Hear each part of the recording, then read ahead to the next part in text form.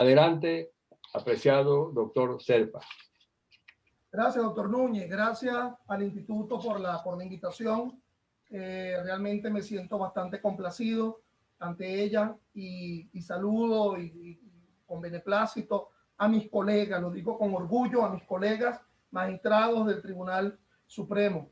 Esto de las desventuras del proceso penal, yo lo percibo, ¿verdad?, de un punto de vista personal, en las diferentes variables que uno ha podido tener en el ámbito de dicho proceso, ¿verdad? No solamente como abogado, defendiendo causas, inclusive causas en las cuales a una alta funcionaria pública en el país se le pretendía a través del suero de la verdad, revelar una información como juez durante 14 años en el Poder Judicial, en la Corte de Apelaciones, como profesor universitario, bueno, como procesado para este régimen, pero ahora también reconocida la condición de víctima por el reciente informe ONU, que bien lo manifestaba tú, Fernando, y por lo tanto, bueno, no es poco pues lo que yo pudiera revelar dentro de este tema de las desventuras del proceso penal venezolano desde un punto de vista personal, formando parte de la Administración de Justicia, pero también desde un punto de vista académico. Qué mejor introducción la que ha hecho la doctora Vázquez,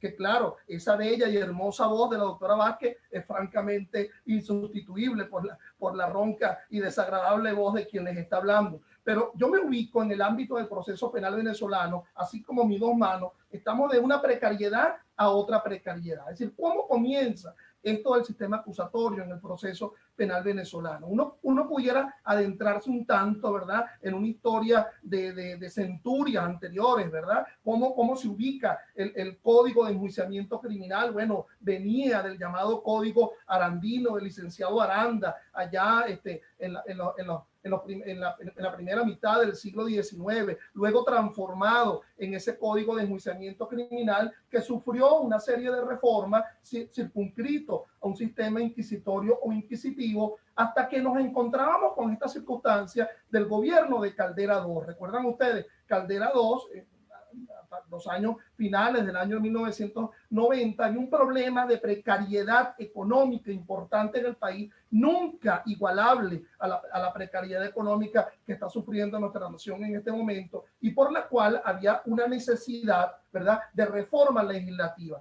Es decir, la reforma del código, la instauración del Código Orgánico Procesal Penal fundamentalmente surgió por una razón de contenido fiscal. Pero cuando yo hablo de fiscal, obviamente no estoy hablando de fiscal del Ministerio Público, sino de legislación fiscal. Es decir, hubo la necesidad de una serie de empréstitos por organismos internacionales y una de las primeras recomendaciones era la reforma de la legislación y entre ellos la legislación penal.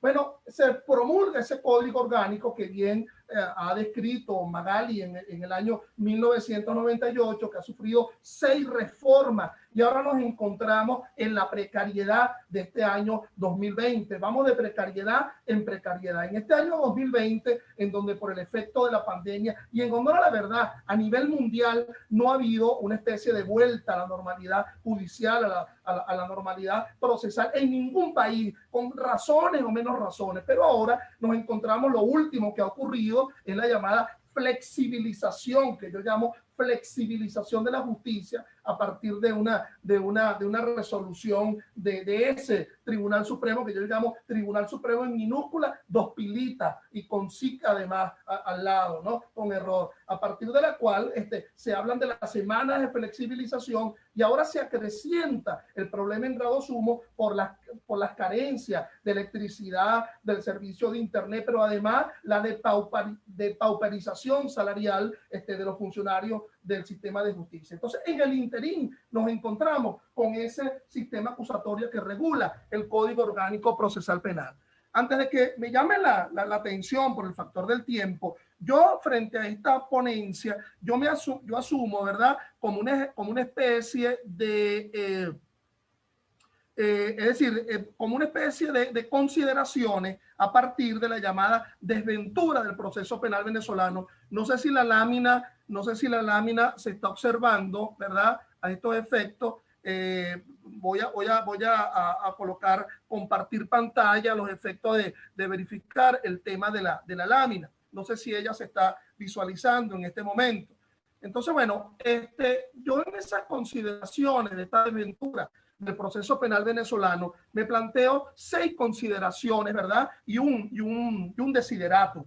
Yo arranco con esta cita importante de este gran penalista venezolano, Tulio Echozone, allá por el año de 1981, donde nos decía: el proceso penal efectivamente es arcaico y enormemente ineficiente. En realidad es mixto, decía él, referido al del Código de Enjuiciamiento Criminal, por cuanto tiene 2 fases: el sumario completamente inquisitorio y el plenario que incorpora elementos acusatorios. En realidad, el rasgo predominante es el inquisitorio. En el procedimiento inquisitorio, el juez busca la verdad, o más propiamente los elementos de convicción.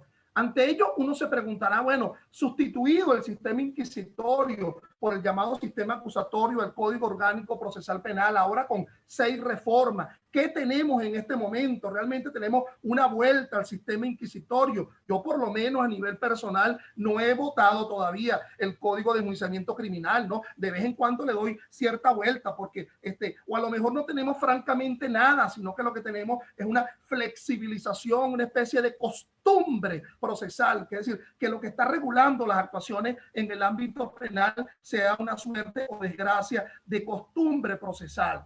Entonces, fíjense, esto de las desventuras del proceso penal, por lo menos hasta el año 2012, yo recomiendo especialmente el trabajo de los profesores Carmen Alguindingue y Rogelio Pérez Perdomo. Se llama Revolución y Proceso Penal en Venezuela, de 1999 al 2012. Obviamente que de 2012 para acá ha sufrido otras reformas, otros cambios.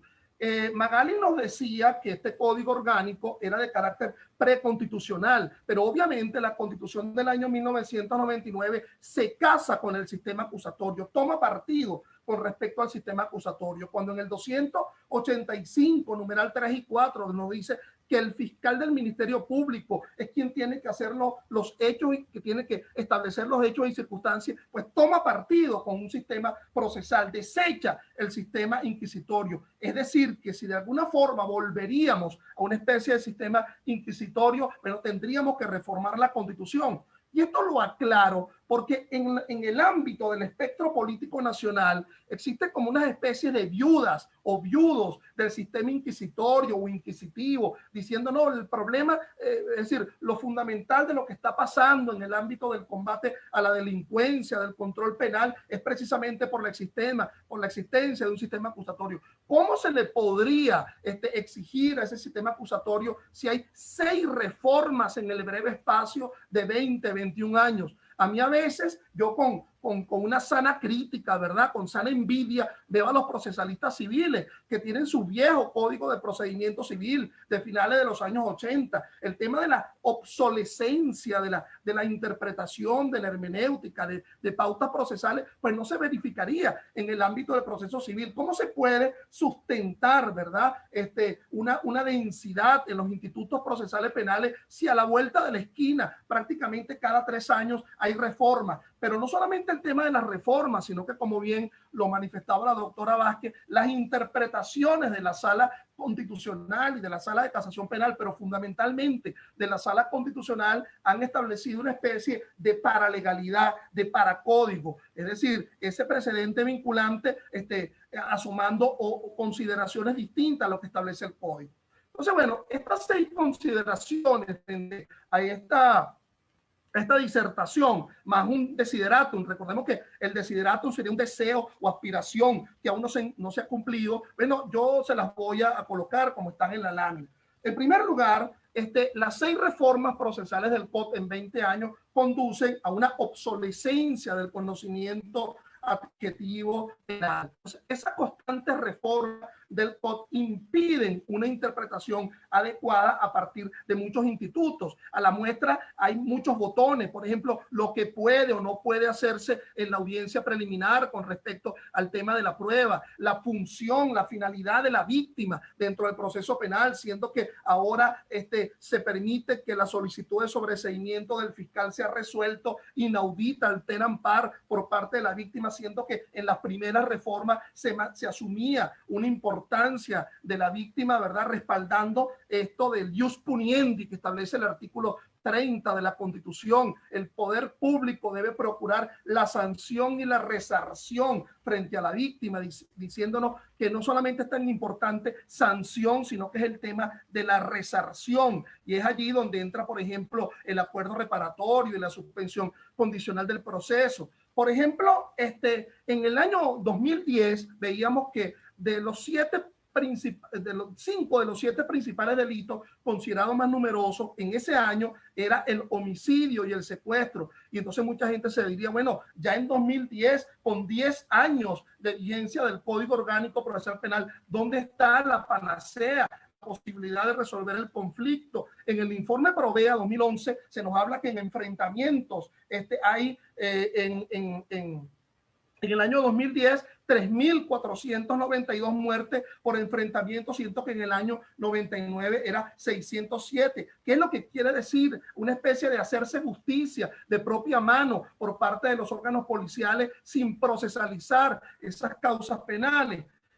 Veíamos cómo los proyectistas, ¿verdad?, del año 1998, entre los cuales se encuentra la doctora Vázquez y otros grandes importantes, nos hablaban de que con esta nueva legislación se logrará una justicia rápida, dictada con sentido de equidad. Esto contribuirá al combate de la delincuencia y al logro de la seguridad jurídica. Y entonces el único proyectista, porque en la reforma 2012 que surgió por vía de habilitante que se le concedió al difunto presidente, y se supone que él sería el proyectista, nos está diciendo que en 2012, es decir, ante el evidente fracaso en la aplicación de ese modelo importado, que entre otras cosas incide en el retardo procesal que conlleva a la impunidad, hacía como contradicciones con la Constitución. Es decir, a la muestra se percibe que hay como una especie de dejadez política con respecto al sistema acusatorio, como una especie de no tomárselo a propio pecho, pues el tema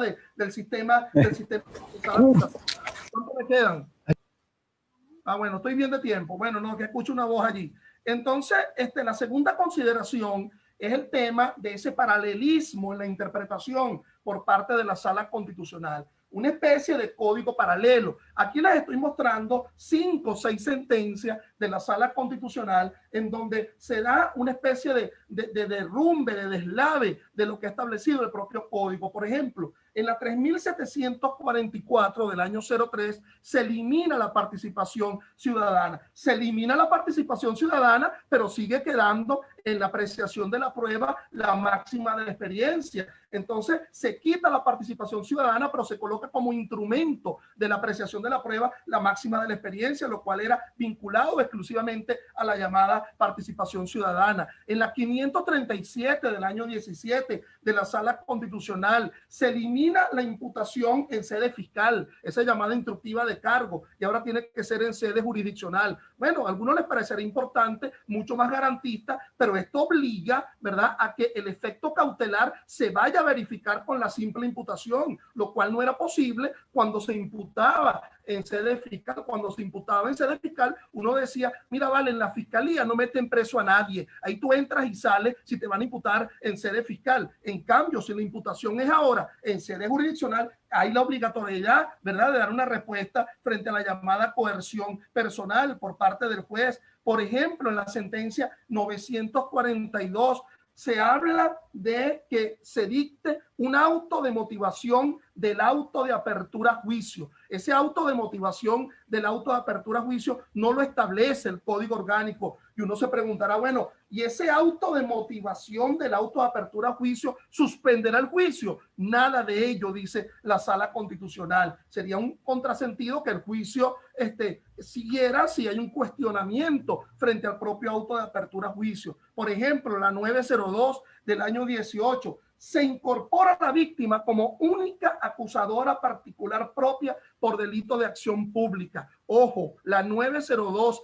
de diciembre del año 18 de la Sala Constitucional. Para muchos les podrá parecer magnífico esta sentencia porque si el fiscal del Ministerio Público, bueno, se duerme en sus laureles, no presenta ningún acto conclusivo, pero lo malo de la sentencia es que le traslada a la víctima la posibilidad de la carga probatoria. ¿De qué manera esa víctima podrá asumir una carga probatoria si no lo ha podido asumir el propio fiscal del Ministerio Público? Trasladar a la víctima la realización de la llamada imputación, ojo, por cualquier tipo de delito. Y la última sentencia que quiero mostrarle es la 1066 del año 15, es decir, la previa necesidad de la admisión judicial de la calificación fiscal sobre el hecho acusado a los fines de la admisión de los hechos. Entonces, el juez tendría que advertir previamente si está de acuerdo con la calificación. Pero supónganse ustedes que no estuviese de acuerdo con esa calificación. ¿Cómo queda esa manifestación del juez no estando de acuerdo con la calificación? ¿Cómo queda ya ello manifestado dentro del propio proceso? Bueno, la otra consideración, porque son 6, ¿verdad? Y apenas voy por la tercera y el tiempo apremia, es lo que yo llamo el efecto chinchorro a lo largo de estos 20 años. Cuando el problema de la delincuencia está desbordante en la calle, entonces se reforma el Código Penal, como manifestó la doctora Vázquez, con ese apartado único en los delitos de criminalidad violenta. Pero entonces, cuando se están envallenando las cárceles, cuando las cárceles están llenos de procesados todavía sin sentencia, se reforma el Código Orgánico Procesal Penal. Es decir, como una especie de chinchorro que va bamboleando de un lado a otro, ¿verdad? Fíjense lo que habla en la exposición de motivo del COP 2012. El presidente de la República, comandante Hugo Chávez Frías, en el marco de la transformación del proceso penal, salda hoy una deuda con el pueblo soberano al dictar el presente Código Orgánico. Los redactores elaboraron unas normas divorciadas absolutamente de la realidad venezolana para ofrecer como resultado una copia. Copiaron el sistema anglosajón, obviaron los proyectistas de la realidad venezolana, nuestra idiosincrasia. Mentira, vil mentira. Ya en las primeras constituciones de Cipriano Castro, en el año 1902, se establecía la posibilidad del llamado de la participación ciudadana con el sistema de jurado. Es decir, el problema de la ausencia de idiosincrasia dentro del Código Orgánico más bien es un problema de disfuncionalidades. La otra consideración que yo me planteo, ¿verdad? Y ya voy por la cuarta, ya casi ya dentro de todas estas consideraciones, es la existencia de una procedimentalización especial colateral. Además del Código Orgánico, se han venido promulgando leyes procesales que establecen procedimientos especiales, pero que de alguna forma destroncan, de alguna forma echan al cesto de la basura algunas de las consideraciones clásicas del Código Orgánico, como por ejemplo la flagrancia en los procedimientos de violencia de género. Pues sí, al violentante hay que castigarlo, hay que sancionarlo, pero ¿cómo entender que hay una flagrancia, verdad, en el procedimiento de violencia de género si se le permite a la víctima que acuda ante los órganos y que esos órganos emitan las conclusiones y luego ser aprendido el encontrado como violentante? Sí, magistrado Serpa, magistrado, le quedan 2 minutos, magistrado. 2 minutos, suficiente. Entonces, ¿cómo hablar de flagrancia en este momento? ¿Cómo hablar de flagrancia si no hay una inmediación en la percepción de la realización del hecho? Y no es porque el violentante no pueda ser privado de la libertad, puede hacerlo a través de la solicitud de orden de privación. Fíjense que esto ha llegado hasta el nivel que la Ley Orgánica del Trabajo hasta establece pautas de flagrancia, una ley netamente laboral. La quinta consideración que yo me hago es cómo se ha venido la llamada administrativización penitenciaria en sustitución de su regulación jurisdiccional.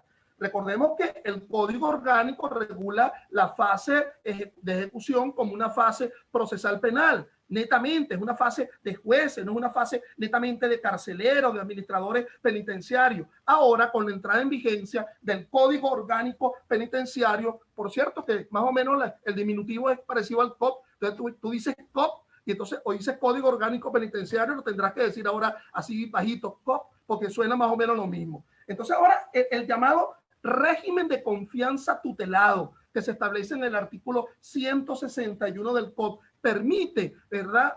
La llamada administrativización del efecto cautelar o o del efecto de medidas alternativas a la ejecución de la pena.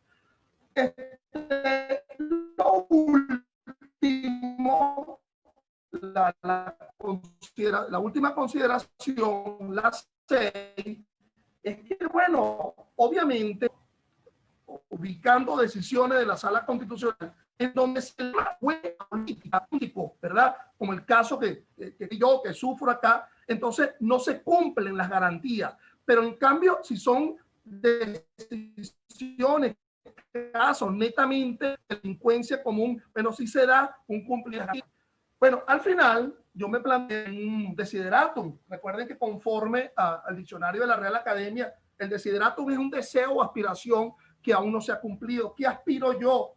Que bueno, que con una reforma institucional, que este país de verdad salgamos de esta situación tan terrible, que no solamente en el ámbito nacional, de lo político, de lo económico, la formación en títulos de cuarto nivel penal, me parece que sería una solución. La inminente sinceración de lapsos, plazos y términos para agilizar la tramitación de las causas penales. Yo también aupo la creación de un instituto de peritaje penal que no solamente le sirva a el titular de la acción penal, sino a la defensa, y definitivamente la reforma constitucional para crear una sala constitucional fuera del Tribunal Supremo de Justicia que no asuma estos precedentes vinculantes, creando una suerte de justicia paralela. Gracias y disculpen lo rápido de la disertación.